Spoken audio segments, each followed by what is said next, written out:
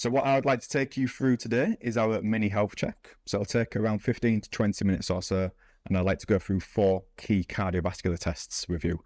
All completely optional, but if you want to do all of them, that's great. We'll get you the maximum amount of information today. So what I'd like to do with you first is we'll do the blood pressure. I'm just going to put that cuff on your arm, and then after that we'll go on to blood sugars, blood cholesterol, and then we'll also use a body composition test with you as well. So I'd like to have a look at your body fat percentage, visceral fat, which is fat around key organs, and then we'll also look at a hydration marker as well. I'm just going to do one squeeze here. I might do a second one later if I need to. I'll see what kind of numbers jump out first. Okay, so we've got a 146 over a 76 there. So we're slightly raised on that top one. That 76 there is well within that normal range.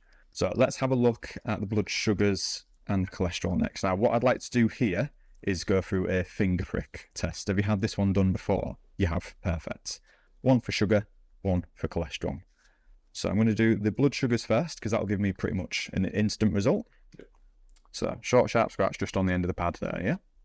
Anything lower than 140, that'll put you in the normal range. Anything lower than 90 would be even better, and that put you in the ideal range. So we've got a 92 there, which is really good. That's well within the normal range for blood sugars. Just while waiting for these last 30 seconds or so for the cholesterol to tick down, let me just ask you a quick question to prepare you for the scales. I'll give you this result and then we'll actually move on to that one, okay? Have you got a pacemaker or any electronic implants in your body? Nope. No, perfect. The reason I ask is those scales use a very low level current of electricity to get that data that we're after, but you're not going to feel anything happen. I just have to ask about electronics because it could potentially impact those. Okay, so that cholesterol number we've got here today, we've got 219. So that puts you in that middle range. Again, the yellow for this one, between 200 and 250. So slightly raised. Could be worth getting that follow-up with the GP we've put on there within the next 3 months or so. So they might be interested in doing a full breakdown test so they can see how much you've got of each of those 3 different types of cholesterol. Okay, so what we'll do now then is we know you haven't got any electronic implants, so we'll go for the body composition test. Yeah. So let's have a look at your height then, Aaron. So if you just take a nice deep breath in for me, and relax best as you can. So 6 foot, sound about right? Yep. Cool. Okay, so if you jump on scales now for me, Aaron, just facing the blinds here, heels and balls of your feet on those metal discs.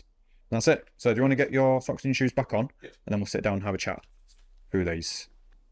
Okay, so we've got those body composition results here, Aaron. So if we get any score over 25 on the BMI here, that tells us you're carrying some excess weight compared to your height. So if we compare this to the body fat percentage of 24.1%, then yes, we can say some of this excess weight is some excess body fat. But you would ideally, we'd like you under 22 on this one. So you're really not sat too far away from the ideal range on this one. Now let's have a look at the visceral fat next. So we've got a rating of 8 for this one. I'd like this number to be lower than 13. So that does put you in that green ideal range, which is great news. And then on your back page, you'll see hydration. On here, it's TBW percentage, so total body water. Got you at 50.5%. You'll see there for the men and women split. For men, we'd like you 55 or higher on this one. So we'll have a quick look at those 3 main readings today, the pressure, the sugar and the cholesterol, and how we can manage those in the future, if you're interested, of course. Yeah. You can see we've got our advice sheets. So we've got 1 for cholesterol, 1 for sugar, and 1 for pressure, just there. So at the bottom of these sheets, there's a few ideas for each of those 3 main measurements that we've done today.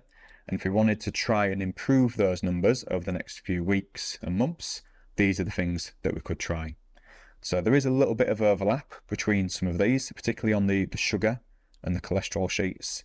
So things like how active we are and how much sugar and fibre we're taking in the diet are things that we can manipulate over time, and we can try to improve some of these numbers. So if you would like, I can send a copy of these to your email address, and then you've got them as a record. So the pressure and the cholesterol could potentially be worth a follow-up with the GP in the next 3 months or so. And then the glucose, I can send you the sheet, so you've got all 3 of them, but do remember that that was actually a normal result. So anything you wanted to try off the glucose sheet would just be moving you from a normal range into an ideal range. But any final questions before we move on? No. Okay. All good.